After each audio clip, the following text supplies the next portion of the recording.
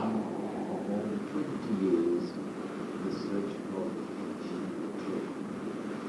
Is it possible that we get the benefits of your unveiling this afternoon if you could touch on all the good aspects?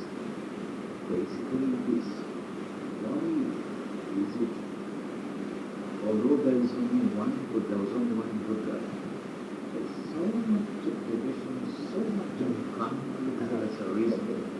And we explaining that the other disciplines, as you mentioned this morning, okay, we ask them, these kind of conflict is a reason.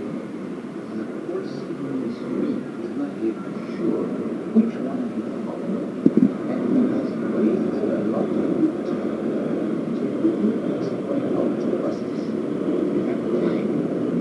What are the, how we can be as close as possible to the pure teachings of the Buddha, make as much progress as possible in one lifetime? Thank you for your question.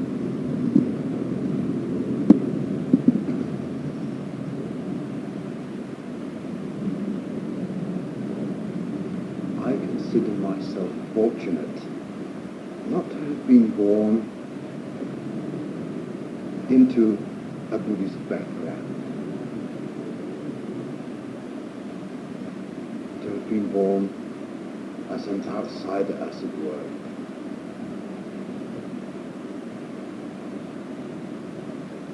Because I had to come to things with an open mind and start at the bottom.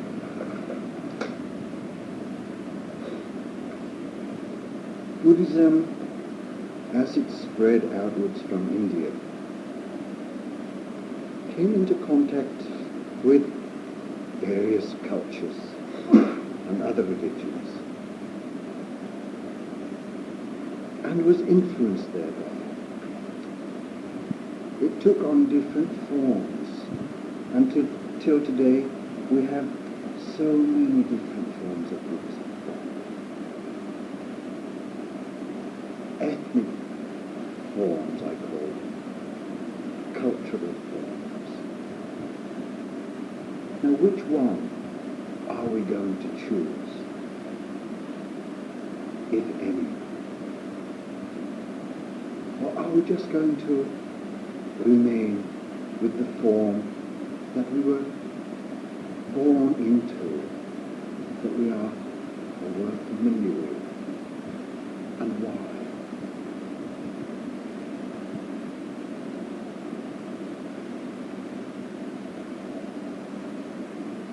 There is a great deal of difference between the forms of Buddhism and universal Dhamma. We should see beyond the form, beyond the name. We should try to find, like I said this morning, the thing that the Buddha found and indicated by his teachings. Not to be content with the name and the form. These are not real things. They're transient, they're impermanent, they're limited.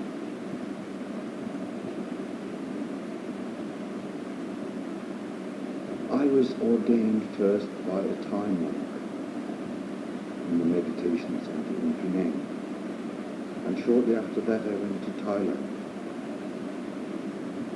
And I tried to conform to that way. But it wasn't for me. Because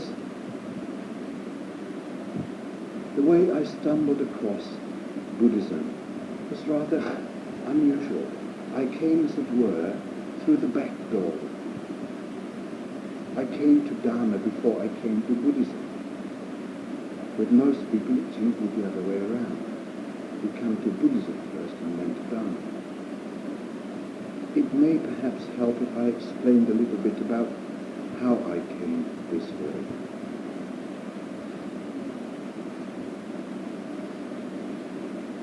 I was born into a so-called Christian environment in England.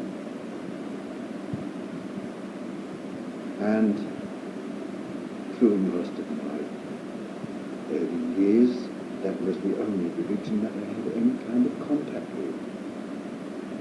And my mother, for many years, was a kind of lay minister in the Methodist Church.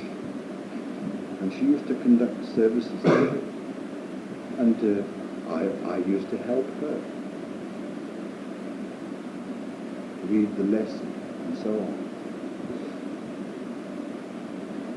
So I used to go to church in Sunday school. I used to believe and pray. But when I left school,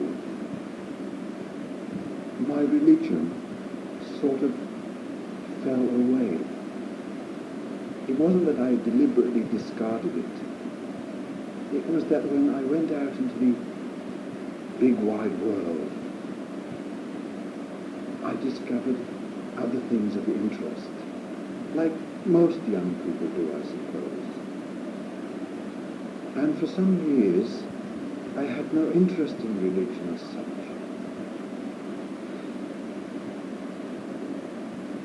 And then I began to travel. And when I got as far as the Middle East, I came into contact with Islam. And I didn't really study it, but I observed something of it, learned a little bit. Wasn't very impressed. It wasn't very different than Christianity. It emphasized brotherhood, and they have a tradition of hospitality. As desert people, the Arabs, they had to extend hospitality to travelers and strangers. I was a little bit impressed by this. But basically, Islam is the same as Christianity. It is a monotheistic religion. There is one God, the same. So it didn't really turn me on. Later, when I got to India, I found Hinduism. Now, this was something different, quite different than anything I've known before.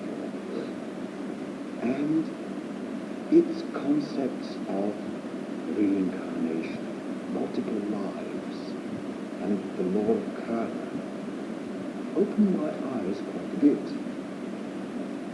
It was as if before, with the idea of only one life, depending upon which we either go up forever or down forever.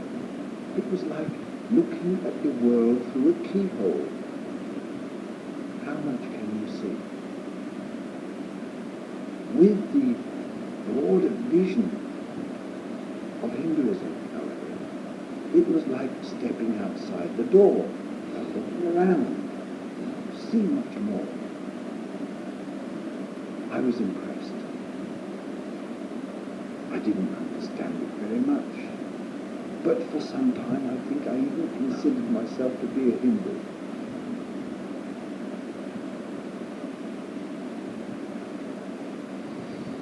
Well, this didn't last very long. But I certainly had left Christianity then. Not just unconsciously, but consciously I discovered something. The world, much bigger than this, the world view, much broader in scope.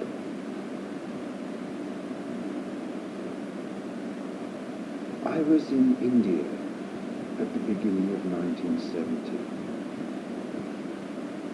and I received a letter from my parents saying, "We're going to Australia.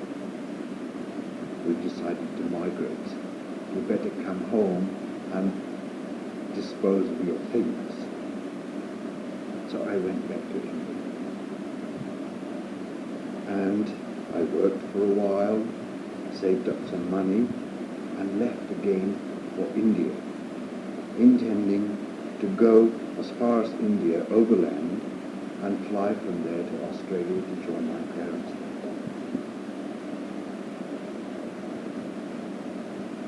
I was at the southernmost point of India, about to cross to Sri Lanka by ferry.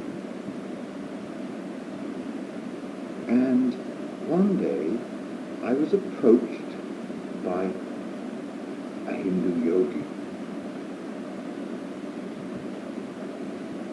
middle-aged man, wearing nothing but a loincloth, very long hair, long beard, and he approached me on the street.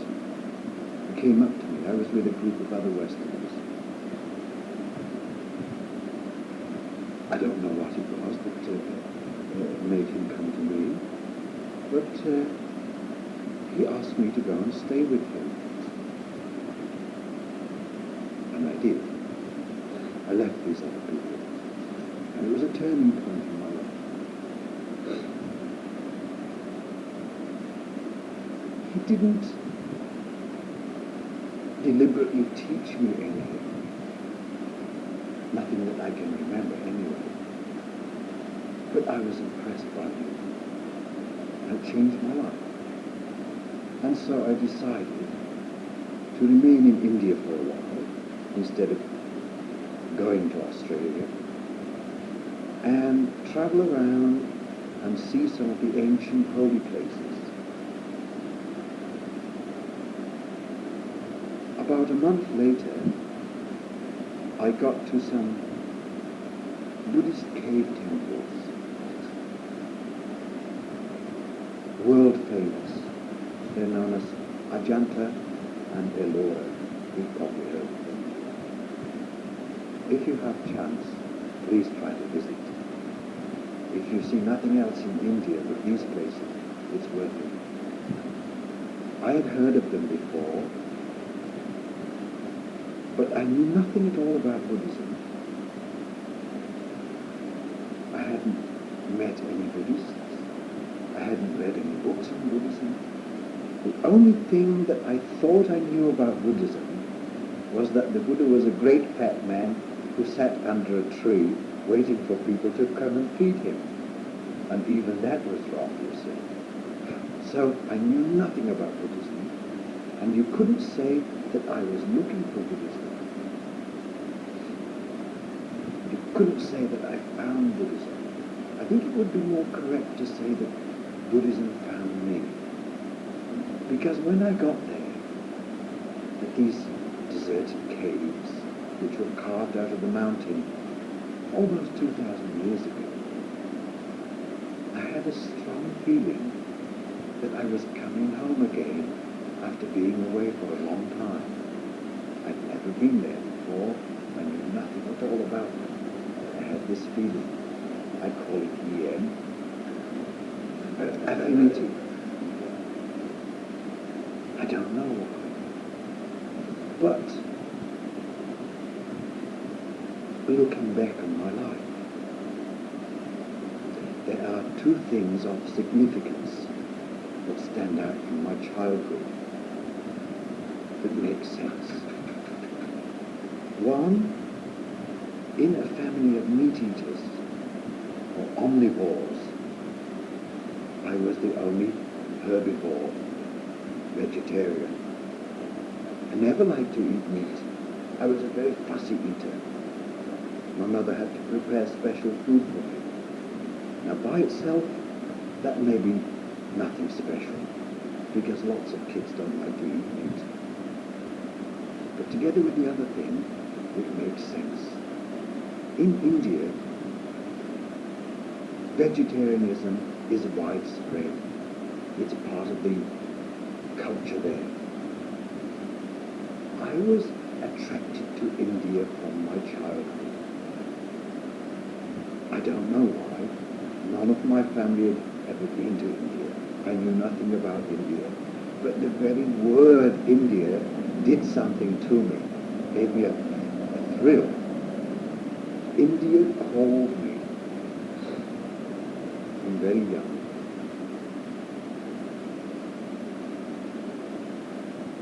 And it was in India that I stumbled across. You can't call it Buddhism because it wasn't something of the present. It was something of the past that I found in these caves. And I thought, whatever this is it for me. Several days later, at another Buddhist site by the name of Sanchi, I had an experience. I'd been to this site and was walking down the road trying to get a lift, and suddenly I disappeared. Not physically. Physically I was there. But the sense of I and mine disappeared.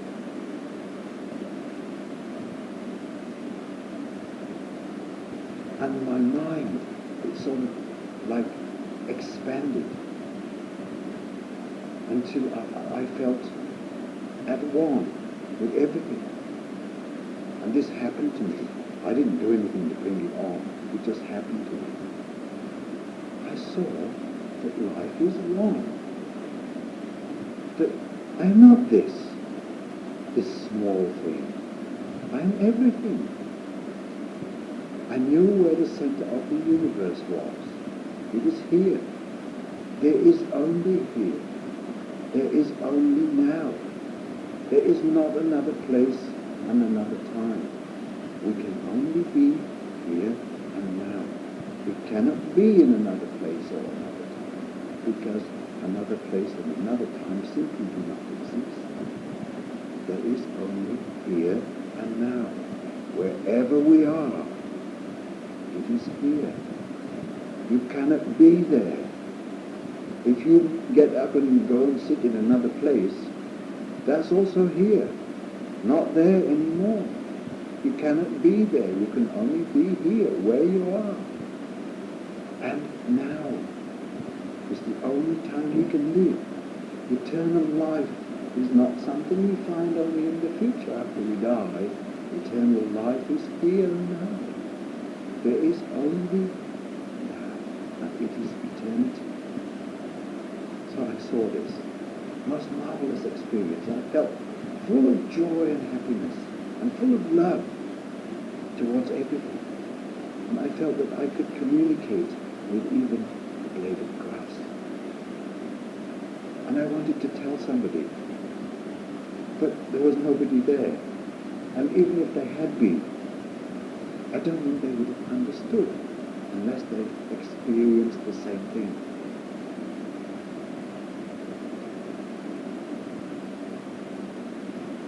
I have 3 birthdays every year. Physical birthday,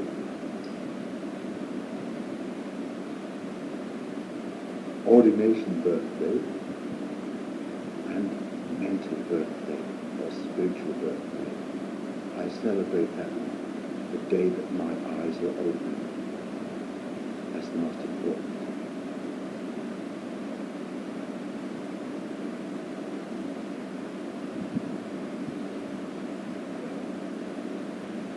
Afterwards, when I read a book on Buddhism that I had been carrying around with me for some time but hadn't read before, I found no conflict in my mind with what Buddhism is about. This is it. Especially the doctrine of Anatta. No I. I had seen it.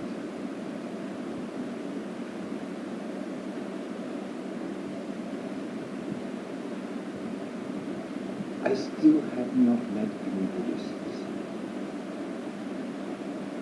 Shortly after this, I was in Delhi. And after a few days there, I wanted to go to Nepal. So one afternoon, I was making my way out of the city to the highway where I intended to hitch a ride, and I was overtaken by a monk on the street, Buddhist monk, the first one I'd ever met. And he asked me, where was I going? I told him, I'm going to the highway to try to hitch a ride. He said, it's getting late now. Why don't you spend the night in our temple nearby? I accepted his invitation, and he took me to his small, simple temple nearby. It was shared, actually, where he was staying with another monk, and they were from what is now Bangladesh, Chittagong. And they gave me one of these wooden beds with interwoven ropes, Indian beds, you've seen them, haven't you? Out in the courtyard under a tree. And I slept quite comfortably there. Next day, the monk who had invited me asked me to go with him to visit a family of his supporters. And the occasion was rather a sad one, because some days before, one of their children, a little girl, had been knocked down by a car and killed. The funeral was over, and he was going to perform a memorial service. So I went with him.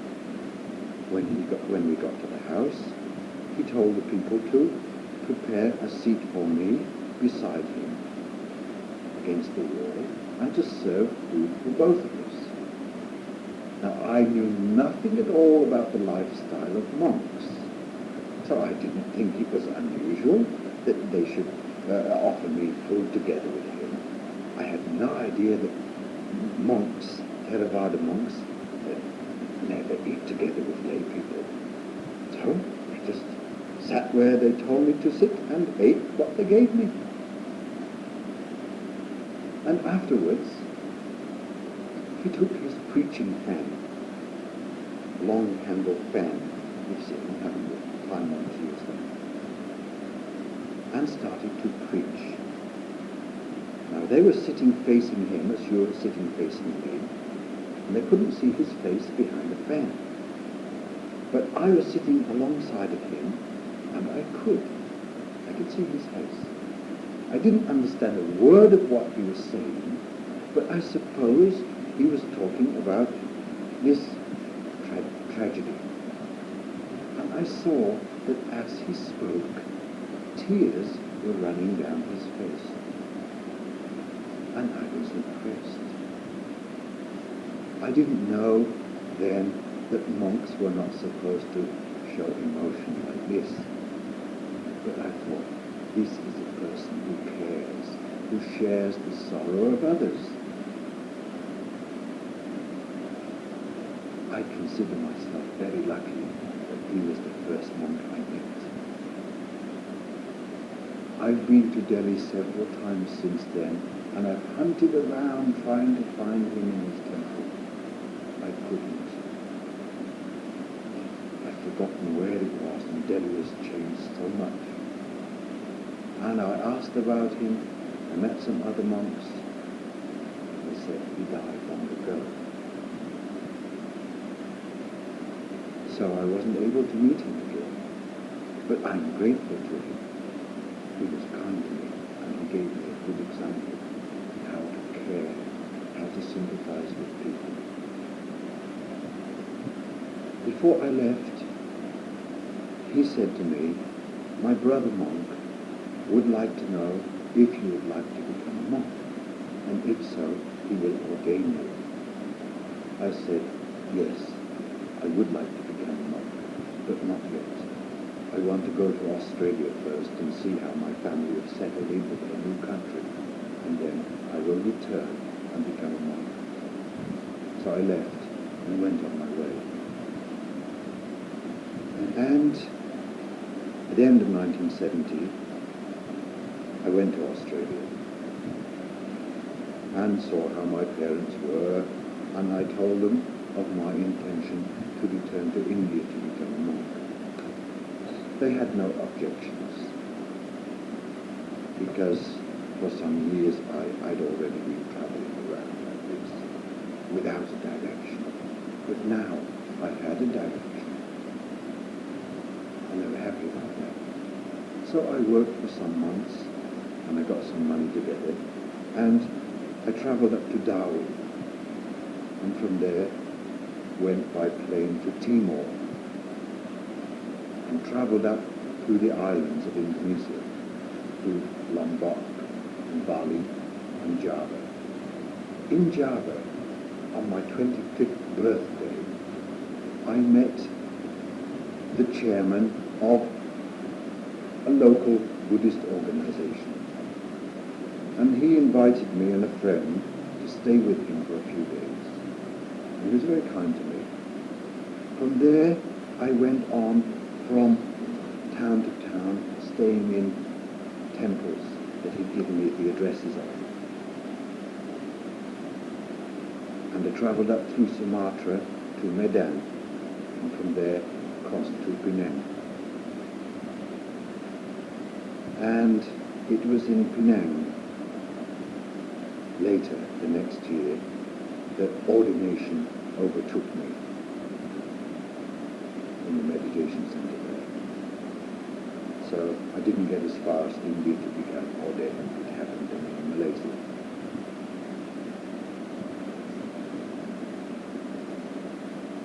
Soon after my ordination, I had to leave because my visa was finished here, and I went to Thailand. And I was rather disillusioned and disappointed with what I found there. I sort of, in my naivety, I sort of expected all the monks in Thailand to be like the monk who had ordained me in the meditation center. He was very kind and calm and peaceful. I also expected to find a sense of brotherhood and community in the monasteries in Thailand. But in this, I was disappointed. Perhaps I went to the wrong places. I found, in many cases, a sense of selfishness and pettiness, of competition, not a sense of sharing and brotherhood there. So I was disappointed. And if that were all I had found, I would have been gone long ago. But I was lucky, because I had found Dhamma in India. I'd seen something. So I could go on. I had seen through Buddhism as the organization, seen through the content, the container, to the contents. And it was a struggle for me at first in Thailand. I didn't know a word of Thai when I went there. I had no friends. I didn't know anyone. And I was new to the culture. I was new to the roads. It was difficult. And at first, I was so unsure of myself that I thought, I'm going to get crazy if I continue to practice meditation. Better stop until I'm more sure of myself. So I did. And when I was sure of myself, then I continued. Since then, I have been traveling around. I returned to Malaysia in 1973. Since then, I've been trying to share with other people what I have seen of Dhamma. Trying to explain that the form and the name is not the real thing. Don't be satisfied with this. Look deeper.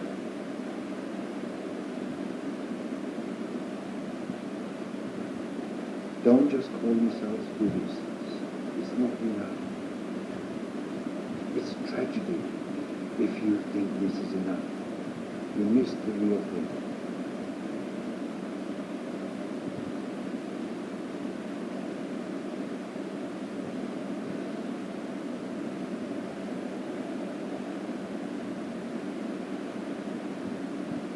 It is easier, I think, for me as a Westerner, not from a Buddhist background, to see things like this. Most Buddhists just inherit Buddhism from their family or their society and accept it without question. It's not something they choose, something that they inherit.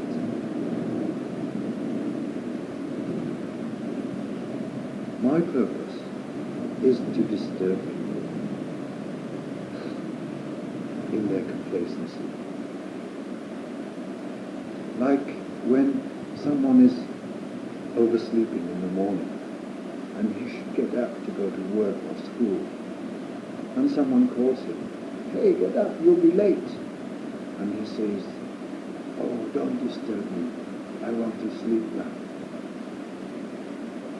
My purpose is to disturb people, but for a good purpose. Many people resent it. They want to sleep. Some people can be woken up, not many. But I've had some success, and this encourages me to go on.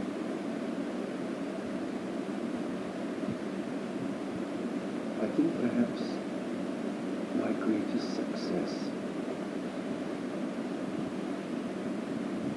took place in Philippines in 1981 in a refugee camp, when a Cambodian lady came to me one day in the temple. Middle-aged lady, educated, refined.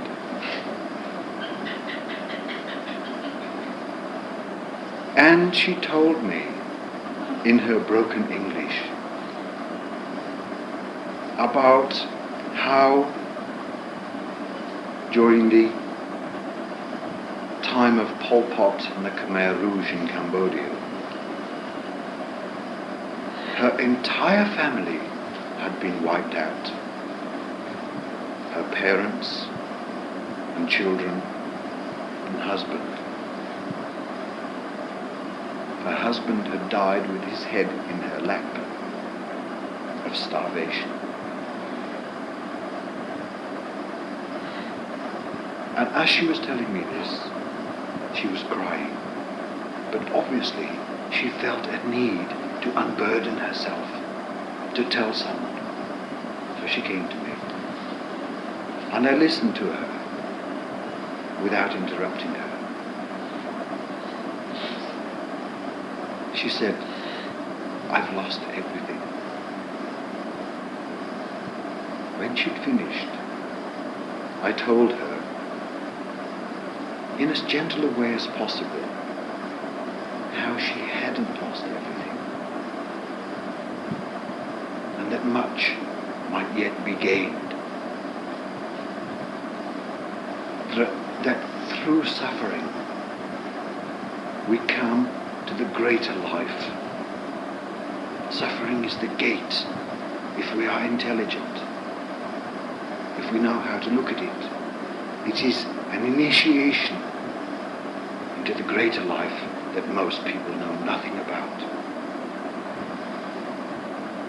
I forget the exact words I used, but something like this. And as I spoke to her, a most wonderful transformation came upon her face. And I knew she'd understood. It was like a light shining out through her skin. Her face became radiant. I knew she'd understood, But I didn't know how deeply she'd understood until she came to see me again before she left for America. And she said to me, "I want to tell you before I leave here that what you said to me that day was sweeter to me than had been the love of my husband when we were first married." That is the greatest compliment anyone has ever paid me. Because of this and other things, I know that what I'm doing is not a waste of time, is not in vain. I know that I occasionally touch people in the right place. Very often I think I'm wasting my time, that there's no effect. I'm just beating my head against the wall. Often it feels like that. Sometimes I want to give up, but it's not long when I get to feel like this that something happens to encourage me to go on.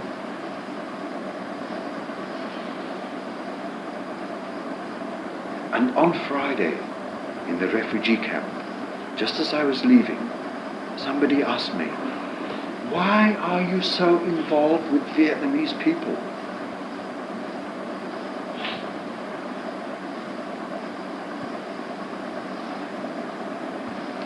I said, "Because I could not see all that immense suffering and not do something about it, or try to do something about it.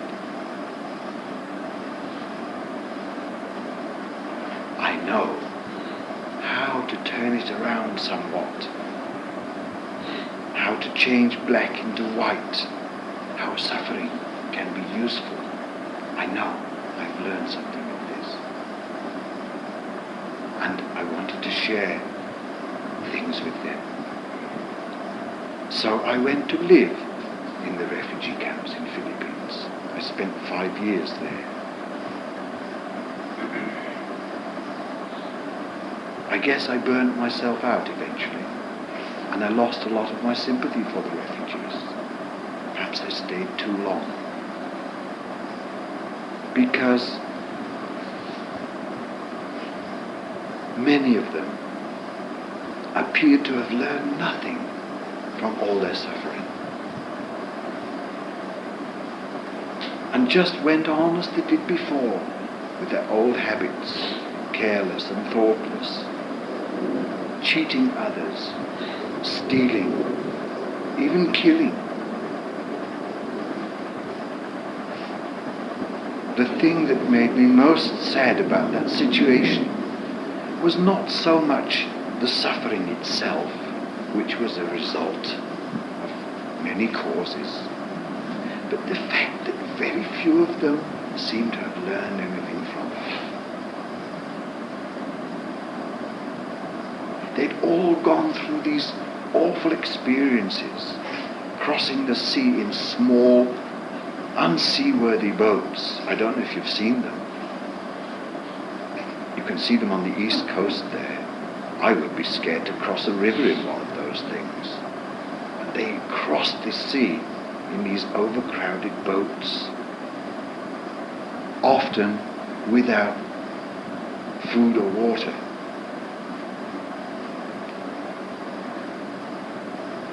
Subject to storms and attacks by pirates, sometimes resorting to cannibalism in order to survive.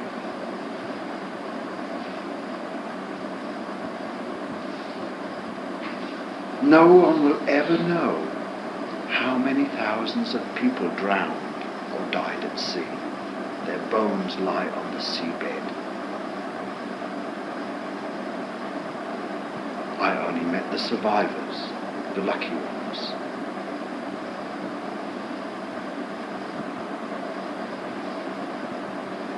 We can be sure that those who didn't survive must have prayed to anyone or anything they could think of.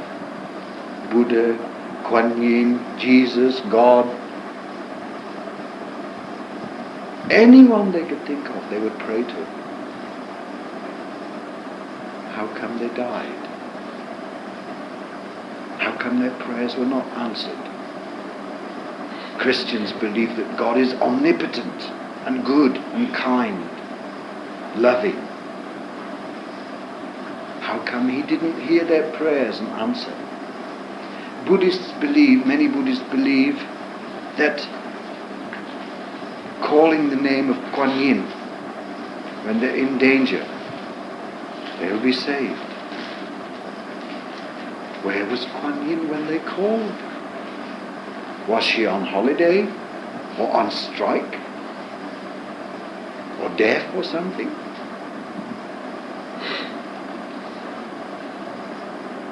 Many of the refugees made vows. If Kuan Yin will help them and save them, or Buddha, or whoever, they will shave their heads like monks and become vegetarians for a month or so. So, quite often, people would come to me in the temple and ask me to shave their head. I say, why? Because I made a promise while I was at sea that if I didn't die, I would shave my head. I said, Buddha doesn't want your hair. Kuan Yin doesn't want your hair. This is nothing. There is no merit in shaving your head. If there is merit in shaving one's head, I must have merit like a mountain, because I shave my head twice a month. It's nothing. I said, I will help you to keep your promise, and I will shave your head if you agree to do something useful for others. Not just shave your head. Very strange the way they thought about things, as if they could bribe the Buddha or Bodhisattva into helping them. I used to say, the Buddha and the Bodhisattvas, they are not corrupt officials that you can, bribe. If they can help, they will help without being asked. A Buddha or a Bodhisattva is not like a person standing beside a swimming pool in which there's a small child drowning, saying to the child, hey, listen here, I can save you, but first you have to believe in me and pray to me. And if you don't, you can go ahead and drown. I don't care. Nobody would think like that or say like that. Immediately, without thinking, you would grab the child and save him. So a bodhisattva would help wherever, whenever he can, without being asked. How come that these people didn't get help when they asked for it? It's not simply a matter of asking for help. We must have the conditions within ourselves to enable others to help us. We must have a sufficient store of merit. If we have a lot of merit, then it is easy for someone to help us. It is our own merit, actually, that helps us through others. If our merit is low, who can help us?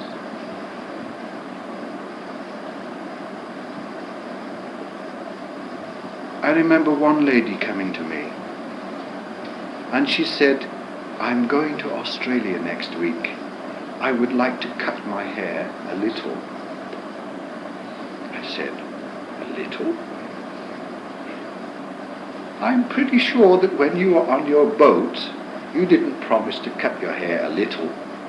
You promised to cut all. Why did you leave it so long? You should have done it long ago, and then your hair would have grown back before you... you were ready to go to Australia. But you left it, you didn't do it. Now, you're ready to go to Australia, you're malu, shy, to cut your hair. So you want to cut a little. This is not good. I said, I will help you to keep your promise, but I will not help you to break it. I will cut all your hair if you want, but if you only want to cut a little, you must cut it yourself. Don't try to cheat. It's amazing how people think they can bribe and manipulate higher powers. It's very bad. And it's like some people go to the temple and offer fruit and flowers and something and ask for something. They go when they're in need of help or got some problems, and they offer fruit and so on. After some time, when there's no response to their prayer, they become disappointed. And it's like as if they say, hey Buddha, what are you doing? Last week I came and offered you some fruit, some bananas and some apples, and asked you for help, but I get nothing. Where are you? What are you doing? Are you asleep? Are you on strike? It is unrealistic of people. The Buddha never promised to save anybody or help anyone like that, to answer prayers. He said, you do the action, you get the results. Nobody lives our lives for us.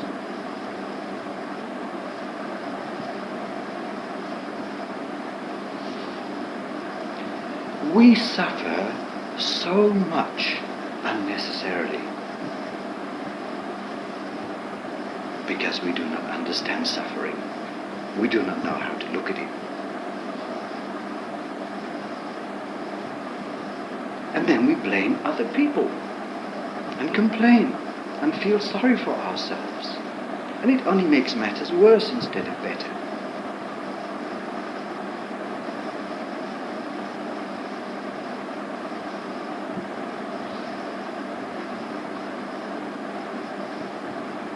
We are afraid of suffering.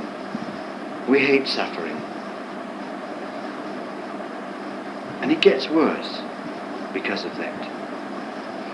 It is like looking through a telescope. When you look through a telescope in the normal way, things are magnified. But there's not just one way of looking through a telescope. There are two ways. Normally we look at it through the small hole and we see everything big. But if we turn it around and look through the big end, we see everything smaller. We can do this. If we look at suffering through fear, everything gets magnified. If we look at suffering with understanding or with wisdom, it diminishes.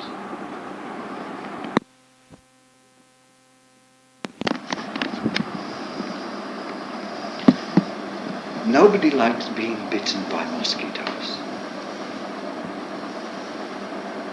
The sound of a mosquito around us at night can keep us awake. It's a horrible sound. And it has been said that if this sound is amplified, it can drive us mad because of its associations. What do we associate the sound of a mosquito with? What does it mean to us when we hear the mosquito? It reminds us of mosquito bite.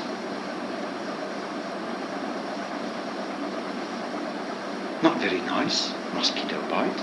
But when you think of it, how come we allow this tiny, tiny insect to scare us so much?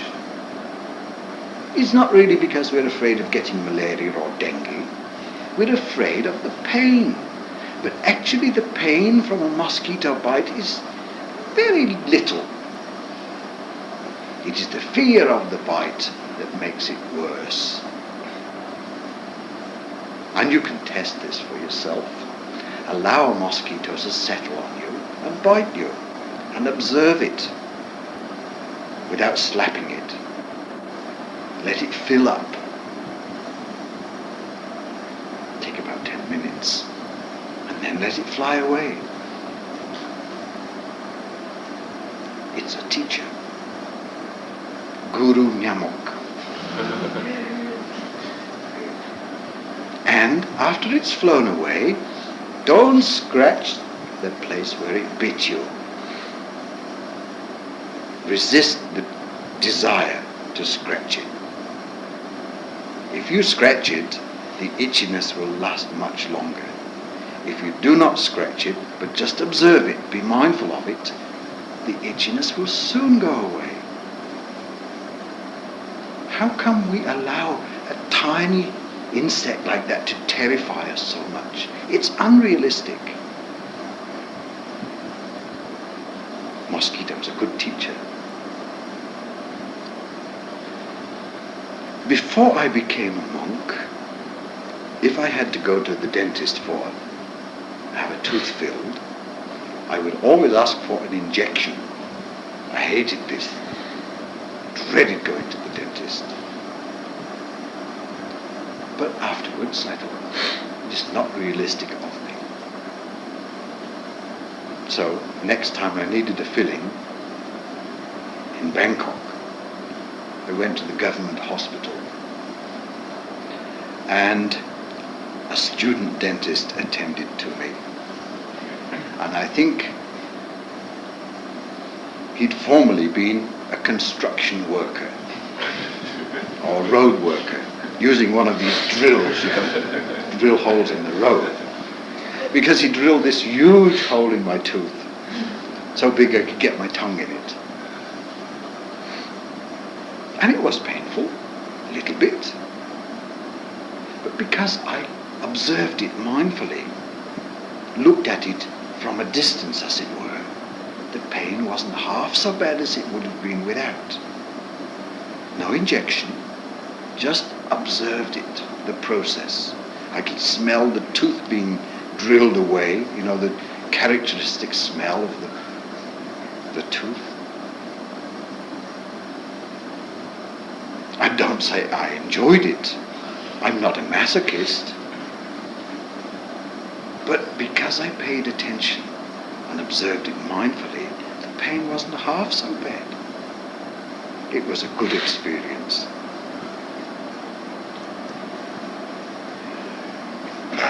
So we can look at pain in different ways.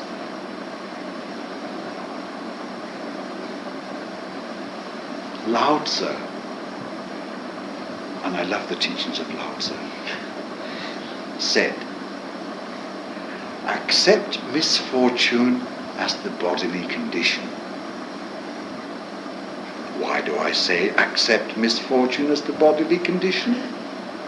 Because without a body, how could there be misfortune?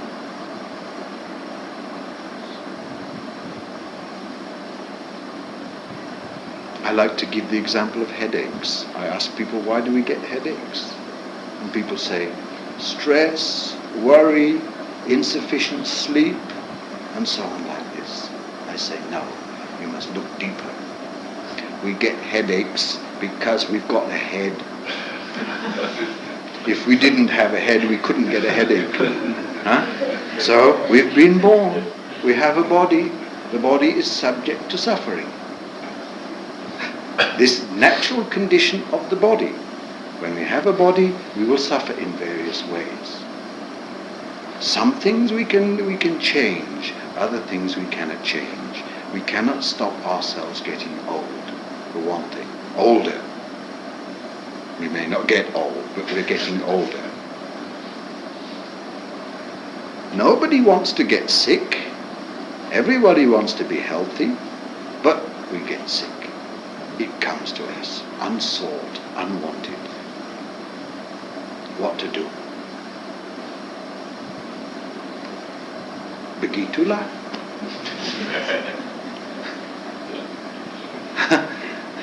before we can do anything about it, we have to accept it. Okay, this has happened to me. Can't go back to before the time it happened. It's happened. So, what do I do with it now? It is something to work with. This is where we need understanding of Dhamma. It's very effective.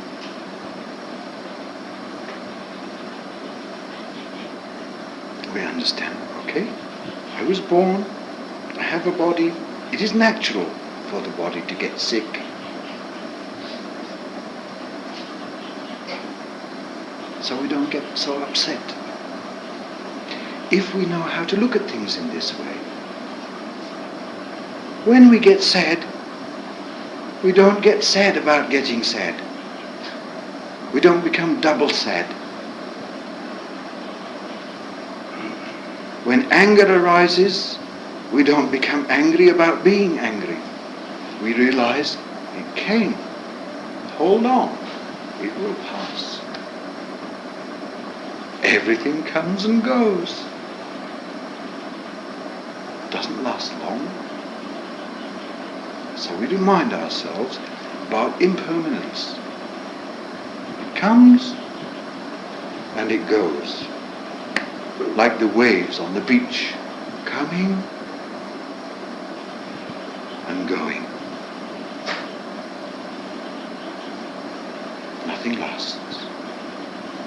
If we keep this in mind, we have a very effective way of dealing with misfortune. When my passport and other things were stolen in India a few weeks ago, I wasn't happy about it, of course. But I thought, well, whatever can be lost will be lost sometime or other. And I thought, I'm still lucky. It could have been much worse than this. I was 8 times in India. This is the first time it's happened to me. How lucky. I had a good innings.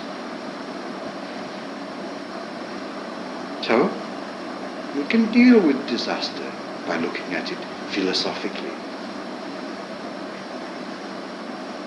We're still lucky. You know, most people would like to win the lottery. I don't know if you buy lottery tickets or anything like that. I'm sure some of you do sometimes.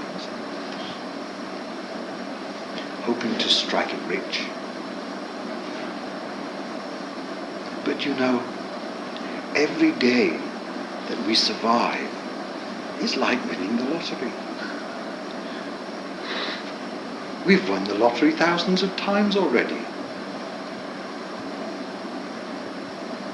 Every day, at every minute, some people are dying somewhere. One day we will die. But until we do, we should consider ourselves lucky. Every day that we remain alive is like winning the lottery. We don't want to die. We don't try to die. It happens to us. To remain alive and well and healthy, we have to take care. We're lucky. And this gives us an opportunity to understand something more. And the things that we find, we can share these with others. I didn't always know these things. It's only recently that I understood something about Dhamma. I lived for many years in ignorance, not knowing these things. Now I've got something to share with others. I've got something to put back into life.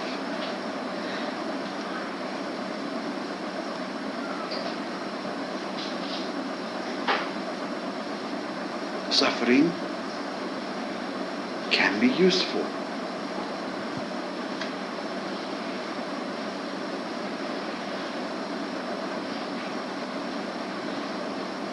When I was here in 1991, I was so busy going around giving talks. I was here for about 5.5 months. I went to so many places that I'd never even heard of before. And I exhausted myself. I got a cough. And it didn't respond to any medicine that I took. It got worse. And developed into pneumonia. And I almost died. It was the worst sickness I'd ever had. And I was feeling pretty awful. But still I had talks to give. And one evening in Malacca, someone came to bring me to a talk, and I was coughing so badly that I was almost falling down. He said, "You can't go. You've got to cancel." I said, "I'm going. Even if I die, I'm going." Because the group that I was going to speak to that evening, I'd spoken to them once before, and I knew that they were receptive. Good group. So he took me. We got to the place, and it seemed that as soon as I walked in the door, my cough stopped. And halfway through my talk, I realized I'm feeling great. It was a good talk. The people were receptive. I'm going back there again next week, I hope. And afterwards, the person who had taken me said to me, "I couldn't believe it. Before and afterwards, what a difference." I said, "This is the power of the Dhamma."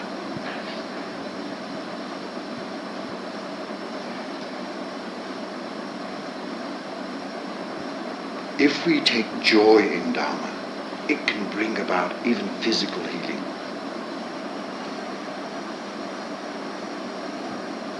I've experienced it several times. One time in the refugee camp I was sick with a fever or something, not feeling well at all, and I asked a young Vietnamese monk to preach Dhamma to me. He said, "I can't. I don't know much." I said, "I don't expect a very philosophical sermon or anything like that. Simple Dhamma will do." He said, "I don't know, lad. Can't." 3 times I asked him, 3 times he refused. So I just lay there, feeling quite unwell. Shortly afterwards, someone came to ask me something about Dhamma. So I got up to explain to him.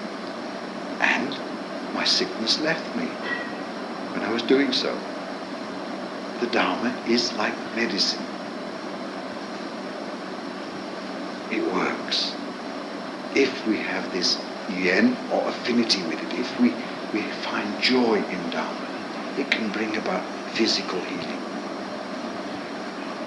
And so, in 91, when I was sick with pneumonia, another place people were saying to me, "Oh, you must rest, don't give talks." I said, "Don't feel sorry for me. You must be happy." Happy? Why? Happy that I'm sick. Because I shall be speaking from the center of the storm with authority.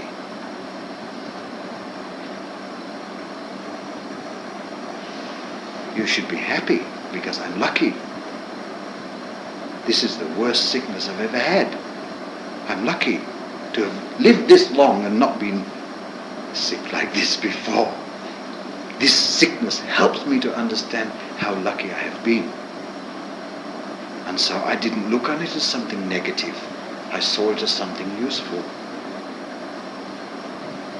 I said, "Listen carefully to what I say. This is from the heart." One time the Buddha was sick with a headache or fever or something. And he asked Sariputra to preach Dhamma to him. His own Dhamma. And when Sariputra preached Dhamma to him, the Buddha recovered. The power of the Dhamma. Try to discover it.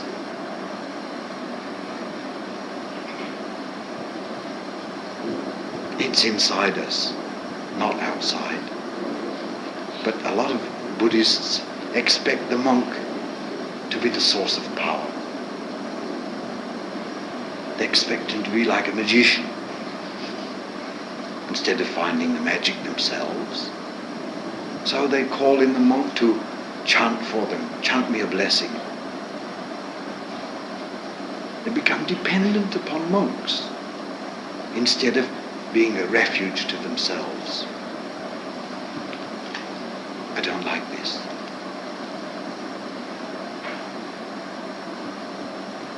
I prefer to try to turn people back to themselves. You discover it for yourself, so you don't have to depend upon anyone else. It's within you. It's not the exclusive property of monks.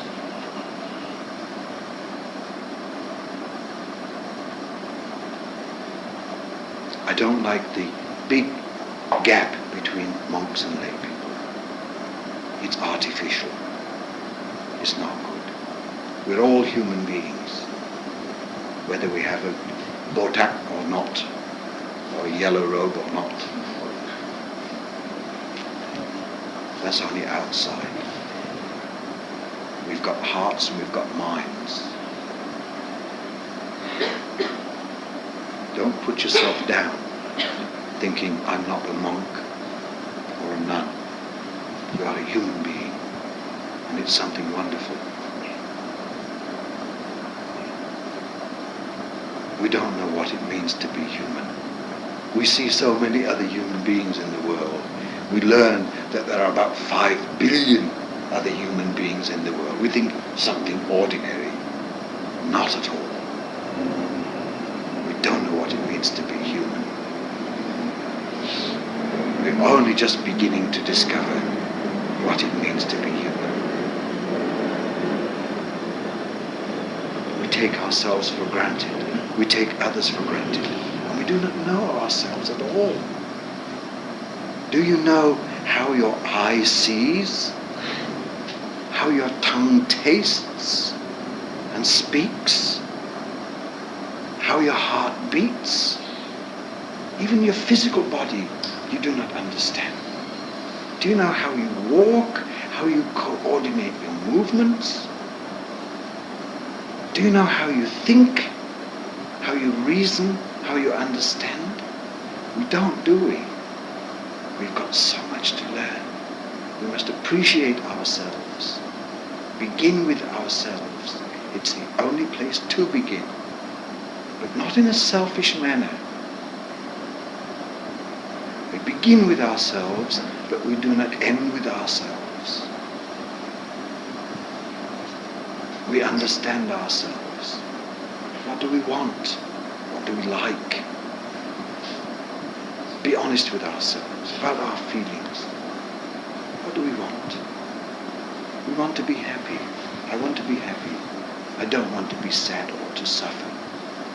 I like people to be good to me and kind to me and to help me. I don't like anyone to hurt me.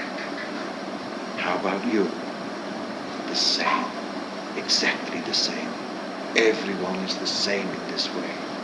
I have been to about 40 countries, lived with many different kinds of people, and everywhere I see that people are basically the same in their hopes and fears and aspirations. There are differences, but they are minor and unimportant compared with the similarities.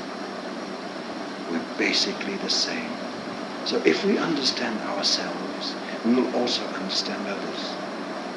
And we will know what to do. Why do we observe precepts? In order to make merit, or because of fear of getting bad results if we do not keep precepts? Why do we keep precepts? In order to get something in return? If so, it's wrong. Precepts should be observed from understanding. This is the right thing to do. So we reach a point through understanding where we would not even consider taking someone else's property. or killing or cheating. It comes from inside. You do not need someone to administer precepts to you. This is your own undertaking, and it comes from understanding.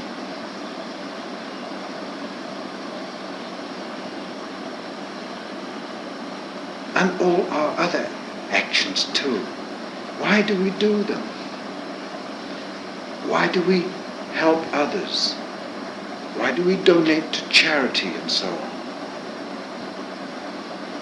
Because we understand these are the right things to do, without any thought of getting anything in return. We must pass beyond this stage of doing something in order to get something. This is very low. We are motivated by greed then, and the effects of our actions will be lessened if we do something with the idea of getting something in return. The return will be much less. Now the Bhagavad-Gita, the chief Hindu scripture, advises, renounce the fruits of action. Do not be concerned with the result. Your concern is only with doing what is right. And we should rejoice that we have the opportunity and the capacity and the understanding to do what is right. It's enough. Nothing else. Do it and go on to do something else. Don't hang around waiting for the seeds to grow. Give up the fruits of action. They are not yours. Only the action is yours. And when we realize how much we benefit from others, how much we receive from life, the natural response will be to want to put something back. Not just to take and take and take and receive, but to want to put something back out of gratitude and understanding. We get so much out of life. All that we have, all that we are, has come from others. We cannot give anything that we have not first received. When we give something, we feel very good and proud even. Look what I've given. Hey everybody, look at me. I want to be in the headlines for this. You cannot give anything that you have not first received. And what we can give is only a small proportion of what we have received. Can you imagine how many people work for us in order for us to survive day by day? It's not possible to imagine.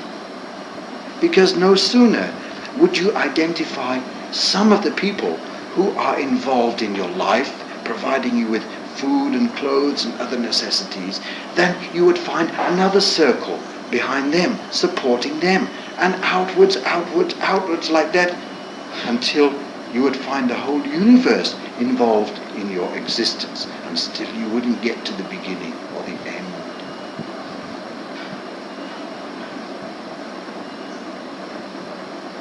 This, to understand it like this, is mysticism.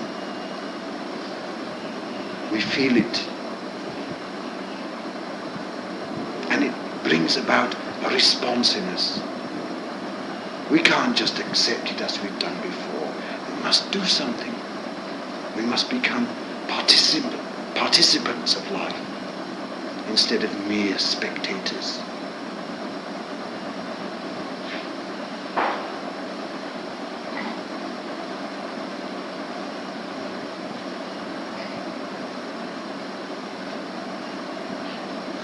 Most people have to earn their living.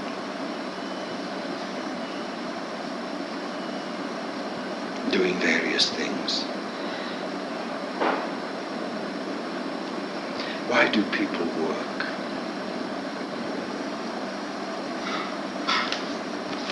Why do you work?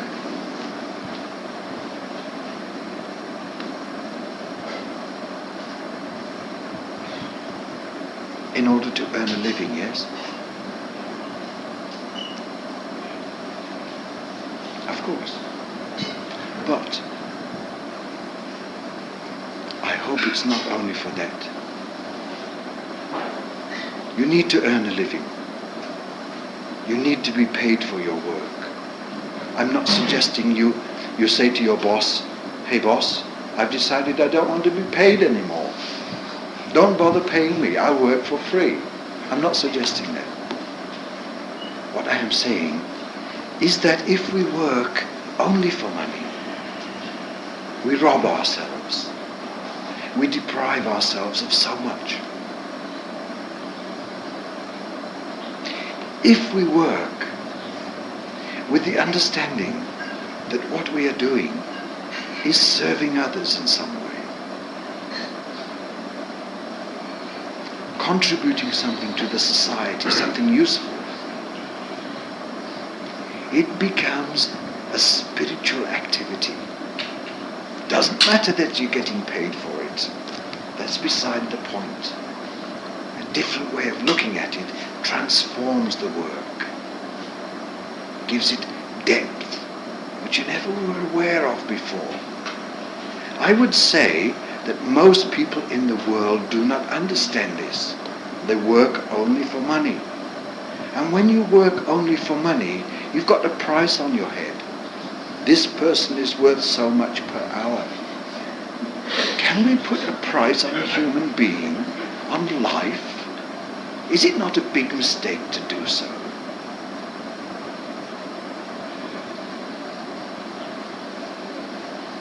We must be able to see our work, whatever it is, as long as it's not harmful work, as serving others. Then it has a deep meaning. It becomes a Dhamma activity. We're giving something. Can you look at your work in this way? Can you follow your work outwards from you after whatever it is you produce in the way of goods or services? Follow it to see what effects it has upon others. I used to say to the Vietnamese people in Melbourne, many of whom sew at home for a living, if you saw someone that you didn't know outside wearing something that you'd sewn, how would you feel? Hey, that's one of mine. I sewed that. You'd feel good. You'd been paid for it long before, perhaps. But when you see someone wearing something that you've made, you feel good. You get a feeling of satisfaction. So we must be able to find this through our work. Otherwise, we cannot work well. Our work will kill us. If we work only for money, we will work with a long, sad face. No joy in the work. Doesn't matter how much money you get. This is why people are always going on strike, for more money. It's not really that they always need more money. It's because they do not find any satisfaction in their work. If we find satisfaction in our work, whatever it is, we get much more energy. We can work for a long time without getting tired. But if we do not have any satisfaction, we get tired very quickly. We grow old very quickly. I've discovered this. I didn't always know it. When I used to work, I also used to work only for money. I was always looking at the clock. Oh, nearly time to finish. Stop work now. Never work a minute overtime. But I later on discovered it doesn't have to be like this. How we can find joy in work, in service. We need to put something back, and our work provides us with an opportunity to do so. So whatever kind of work you're doing, try to look at it in this way. And report back to me later if we meet again upon your findings. Tell me if it works or not. I would like to know.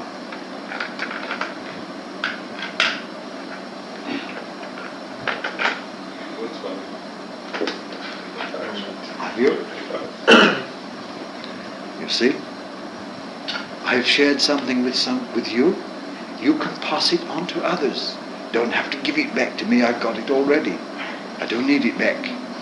Give it to someone else. Pass it on. This world needs what we have got. And we can all share it. And by sharing what we have got with others, we make room in ourselves for something more.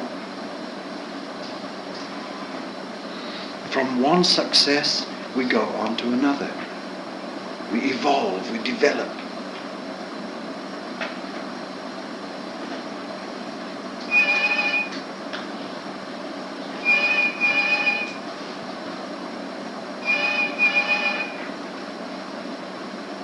Any questions?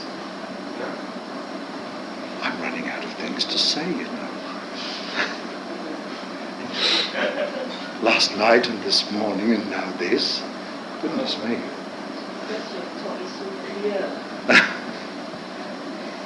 One question, I thought you were talking about, this morning you were talking about us coming in, leaving our slippers outside, our shoes outside, coming this way, and still be expected to live the same way, talking about another way of living. So those are so set in our lifestyle. That's it. Life pattern, so how do you break away from that pattern? Yes, we are conditioned, you see. Our conditioning, we don't know where it began. We suppose, or we believe, that we've lived before this life. No one really knows. We only know something about this life. And our conditioning in this life has gone on from the moment of conception, when our parents decided to have a child. If they did decide, in many cases they didn't, it just sort of happened as kind of an accident. But while we are in our mother's womb, we are being conditioned, influenced, molded. And it goes on until we die. And usually we're not aware of it. We are conditioned by so many things and so many people. And we just accept it as normal. So we don't bother to question or to doubt or to find out. We just repeat what we've been heard.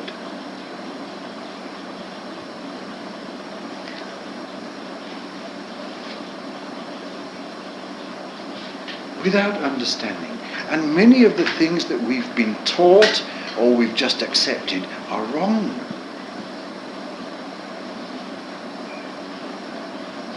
If we begin to doubt all these things, we can discover so many things. We can step out of our prison.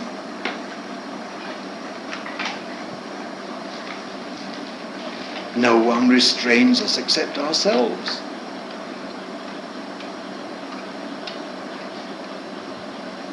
Now, in this part of the world, where does the sun rise?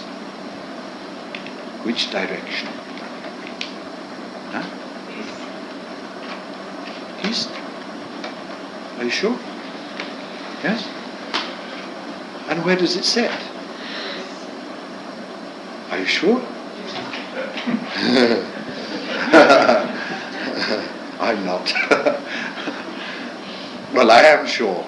I'm sure that it doesn't. The sun doesn't rise or set anywhere. We are under an illusion. Our planet is turning, not the sun rising and setting. It gives the illusion or the impression that the sun is coming up in the east and setting in the west. Actually, the sun doesn't rise or set. Many things like this that we just accept without question and repeat. Once you begin to question, you'll find out many things are wrong. Now, when you go outside at night on Chakra without a flashlight or anything like that, how can you see your way? What did you say? Moonlight? No such thing as moonlight. No such thing as moonlight. You see by the light of the sun reflected by the moon. The moon is only a mirror. Huh? You see what I mean? We say things without understanding what we're saying. All wrong. Lots of things wrong. Our education has twisted us and made us into bonsai trees. We have been partially educated. Much of our education is wrong. We become half-baked. It's wrong education. It educates only part of us.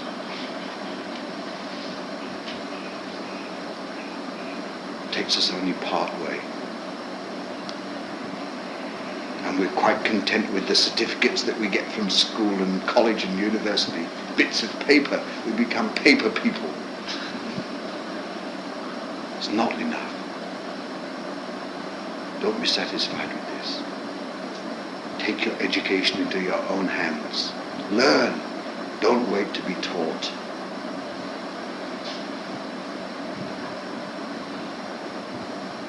I always hated going to school. I was so happy to leave school. I was a naughty boy. I used to play truant a lot. I was champion truant player. I can't think of anyone else who was naughtier when I was in school. I think I was the naughtiest boy in my school. Teacher used to cane me. I don't remember anyone else getting beaten as much as I did.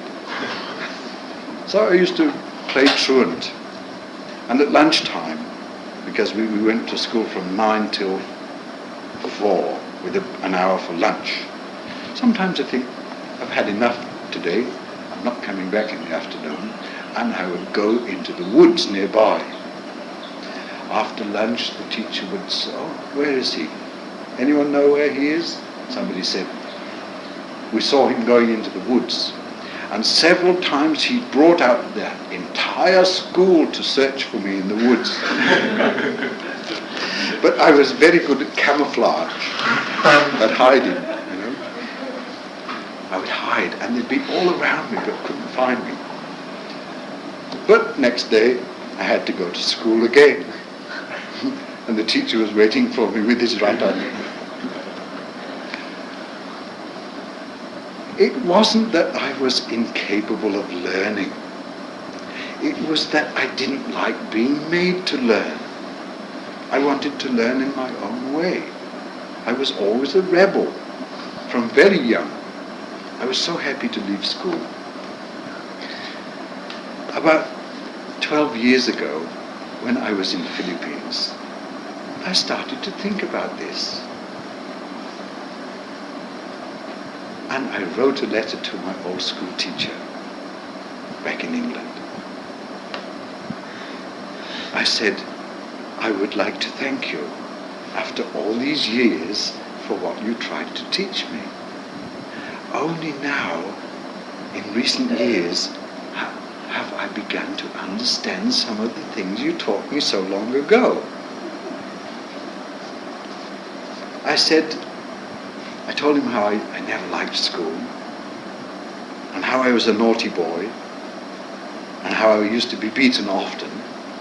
But I said, even the beatings were good for me. Especially the beatings were good for me. Without the beatings, probably I wouldn't have understood anything.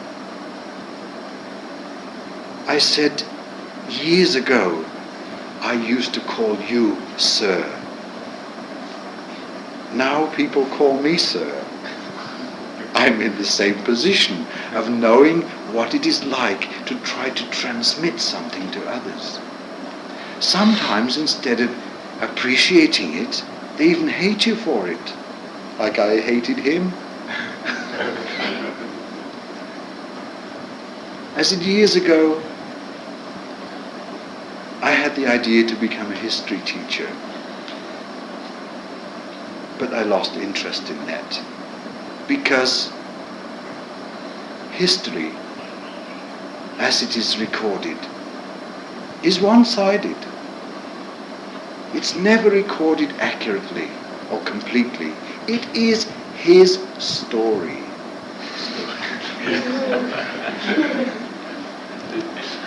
Never can it be reported accurately and impartially. Everyone tells his own side of it. So I said, I lost interest in history. The past has gone. I'm concerned more with the present. We can learn things from the past, but we cannot change it. Since then I've changed my mind about history again. History is very useful. We must learn from it, otherwise all our sufferings have been a waste. We must learn from it. It's very useful. And last year I read a 10-volume set of world history by an American historian, and I've quoted something from that in my last book. Wonderful books. Many, many wonderful lessons we must learn from the past.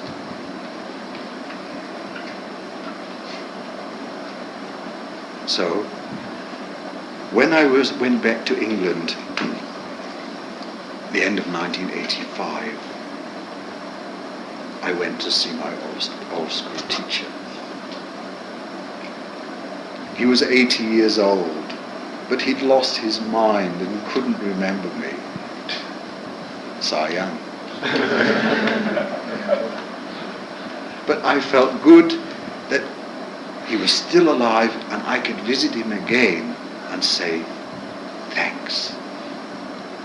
I felt good about that. I suppose he's dead now, I don't know.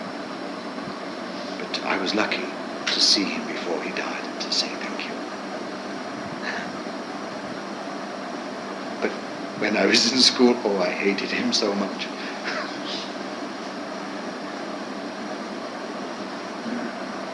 He helped me in many ways. Probably he hated me, and maybe with good reason too, but he did try to teach me something. And I remember one thing that he taught. 2 wrongs do not make 1 right. Simple Dhamma. Buddha said, hate is not overcome by hate in this world. Only by love is it overcome. And here's this teacher of mine, when I was a kid, telling me 2 wrongs don't make 1 right. This is Dhamma, this is Buddhism. He didn't know anything about Buddhism probably, but he did know something about Dhamma. And that stuck in my mind, you see. Something else that I remember from my school days. The playground was made of asphalt. You know what asphalt is, don't you? The tarmac. And I noticed a lump, little lump appearing in the tarmac. And as the months passed, it got bigger and bigger, sort of like a volcano forming. Small lump, until finally it cracked like a cake in the oven. And out of the crack, later on, appeared a blade of grass. I thought, oh, wonderful. Grass is very weak, tender. How can it force its way up through the tarmac after being covered for so many years? force its way up and grow. I remember this from my early years. Why? Why should I even think about that? Perhaps I was the only one who did. I don't remember anyone else remarking on it or noticing it. This is like karma. Most of our karma we can change, is not fixed. We can change it with new karma. However, we are not in the position of the missile experts who can detect an enemy missile coming in and fire one of their own at it and explode it in midair. We cannot aim at our old, unborn, bad karma with new good karma and knock it out. Cannot. We don't have the technology. So we are encouraged to do as much good as possible to cover the old seeds of bad karma. Don't let them grow. In spite of this, however, in spite of all the good we might do, some will come up, force its way up to the surface. But most of our karma we can change. Even the Buddha had to experience some slight karma from the past. It was so heavy. When Devadatta tried to kill him and failed, he was struck by a splinter of rock on his foot, which caused it to bleed. This, he said, was the result of some of his past karma. So even the Buddha had to experience something. He couldn't cut it all off. So powerful. So something must come back because the causes were so heavy. Most of it, however, we can change.